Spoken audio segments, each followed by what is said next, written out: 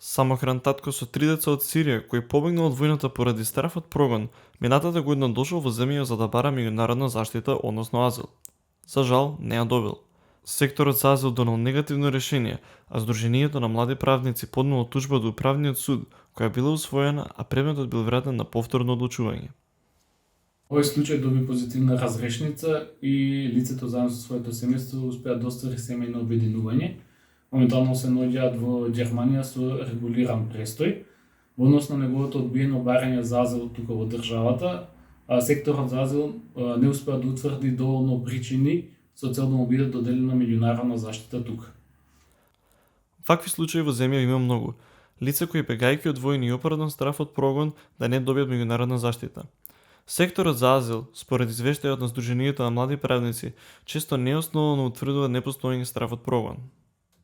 Самата дефиниција има многу интересен момент, таму е нели оправданиот страф и односно бегалецот кога ќе покаже нели барање за азил пример во нашата држава, нашите институции треба да терминираат дали кај тоа лице постои оправдан страф.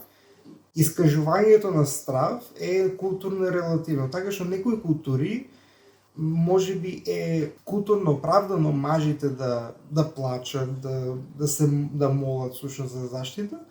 Во некои култури тоа не е случај поради перцепцијата дека мажите треба да се силни и да не плакат. Луѓето кои што го оценуваат оправданиот страф мора да имат увид во тие културни разлики. Во некој случај, лицето кое бара азил во земјава, од секторот за азил почесто добива прашање за патувањето отколку за стравот од прогон и состојбата во државата, а со ова се додаваат непотребни препреки при долгиот и макотрпен процес на барање азил во земјава. Според податоците на МВР, во 2021 и 2022 година 235 луѓе побарале азил во земјава. Од нив 18 биле одбиени, а 4 добиле субсидијарна заштита. Останатите, како што говорат и бројките, никогаш не го дочекуваат крајниот чин од барањето азил во земјава. Бегаат затоа што постапката за азил знае да трае предолго.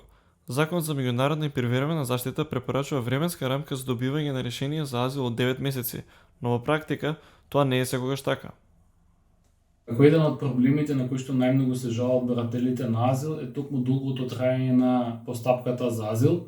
Скратувањето на траењето на самата постапка можеби ќе придонесе за многу поефикасна постапка. Постојат случаи каде што барателите на азил повеќе од 12 месеци немаат добиено никаков одговор во однос на нивното поднесено барање за азил. Но не е само тој проблем. Тука се предрасудите и дискриминацијата.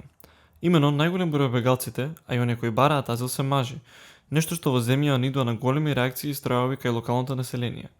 Ова се памети од 2021 година, кога тогашниот министер за правда Бојан Маричич поради жестоките реакции од населението ја стопираше изградбата на градењето приватен центар за странци во Бардовци, кој требаше да го замени веќе постоечкиот објект во општина Газибаба, кој немаше доволно добри услови. Според МВР, во периодот од 2019 до 2021 година, од вкупно 936 лица кои поднеле барање за признавање на азил, 89% или 832 биле мажи. Можеби како една од главните причини зошто најголемиот дел од бегалците се мажи е токму тоа што тие се главно таргетирани во земјата на потекло и токму поради тоа тие се одлучуваат да ја напуштат државата и да заменат во некоја друга држава каде што би побарале заштита. Според програмскиот асистент Донев, дискриминацијата со бегалците може да биде присутна по многу основи. Треба да имаме на ум дека секогаш идентитетот на бегалецот не е само бегалец како таков. Односно, секогаш овде има идентитетски слоеви врз кои што нели тој бегалец како лице може да се дискриминира.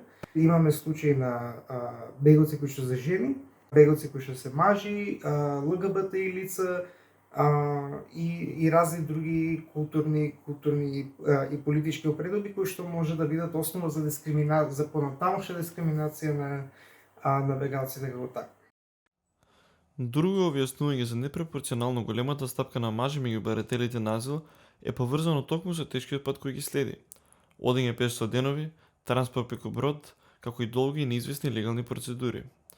Многу почесто мажите се тие кои ќе го издадат тој пат со надежда дека ќе добијат азил, а дека потоа ќе може да се обеднат со семејството во новиот дом. Но и покрај овие објаснувања, популистичките актери често ги манипулираат фактите во своја корист.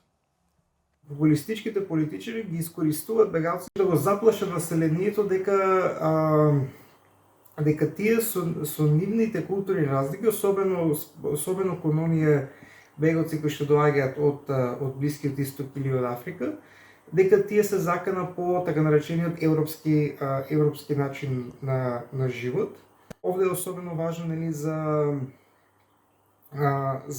либералните сили во една држава да го контрират тој, нели, на популистички наратив, кој што нормално секогаш се врзува и со некои националистички тенденции и оттаму преминува во говор на омраза. Патот на бегалците и на барателите на азил е поплачен со бројни препреки, од моментот кога ќе се обидат да избегаат од земјата која им била татковина, до моментот на нивното прифаќање од друга држава. Освен апелите за нивно прифаќање без предрасуди и говор на омраза, невладините организации и експертите на оваа тема препорачуваат законот за меѓународна и привремена заштита во земјава целосно да се синхронизира со директивите на ЕУ, бидејќи се останато може да доведе до сериозни повреди на правата на барателите на азил и на бегалците.